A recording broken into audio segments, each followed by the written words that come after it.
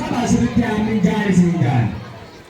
Gaaddisa abbaa manaa dubartii teessu sana gaaddisa ilmaan isiidhaa akka teessu isheen du'aa itti qabamu.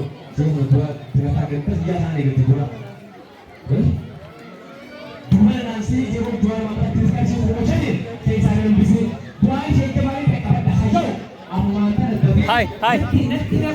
Anis kuma shanii itti nayde. Allahu Akbar. Rugomsa. Ani lammaa yaadate kuma shanii itti nayde. Saakee tosonatti rafiin shayyaanatti rafiin jiru. Harappi shakkaafu. Du'aa irraa daraa kana shakkuus haafu. Harappitti amanee rabbitti hirkatee du'aa irra baay'ee wal geessee rabbi jecha nasarratti naaf taasisee abdii qabu. Dafee du'aa ishee haala qabata. Du'aa ishee ammaan tana asmaan taa'uru dubartoota akkuma kudhanii jira. Akkuma kudha shanii jira. Akkuma shanii jira. Du'aa joltu kananii du'aa akka gaarii taa'aa ilmaan qabdi. Abbaa manaa qabdi. Waan isii du'aa guutuu si jira. Abbaa manaa qabni dambatti ammoo itti si beekaa fi du'aa gaarii.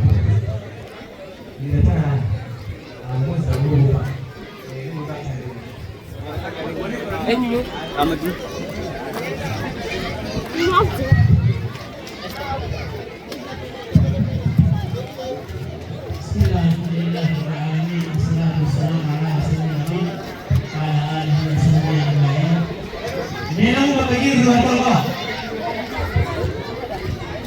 Bismillah.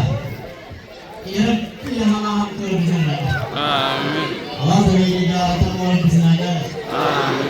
Maria sira firman tadi kalinya firman kabdal hundi haliya taru dalam Islam ini. Amin. Abang pura nama Rabbi sintabin. Amin. Pura nama Rabbi sinibudin. Amin.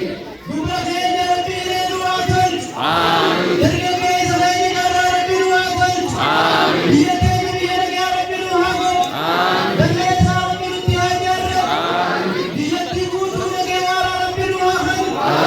Rabbi luatan sis. Rabbi luatan. Rabbi luatan sis. Rabbi luatan. Maka di poin ramah dan tutor di sinaden. Maka di poin ramah dan tutor di sinaden. Nabi Muhammad alaihi salatu wassalam sadaqah kadenya kaini rifnaiti kahadani agen ko kay Rabbi sinaden rizin. Maka di poin ramah dan tutor di sinaden. Amin. Kaya sa bolong mata kamapa mga bolong mata di sinaden. Ati wala di bolong mata di sinaden. Alam mo kaya sa Rabbi sinaden. Ikaw wala ulit tiray sinabara. Tumarak di sinaden sis. Baratul tahan di kinabagan kay Rabbi lumagon. Magsisa na kay Rabbi lumagon guys. Lumagon at tikama sila yung mate. Kasira di machuliya ka Muhammad yatin yun. Rabbi amin guys. Tilang pagbayawaran ng tigal Rabbi lumagon. Tilang pagbayawaran ng tilang Rabbi lumagon. Ang isang Quran jala ka Rabbi lumagon. Ibagari, bijagari. Assalamualaikum warahmatullahi wabarakatuh.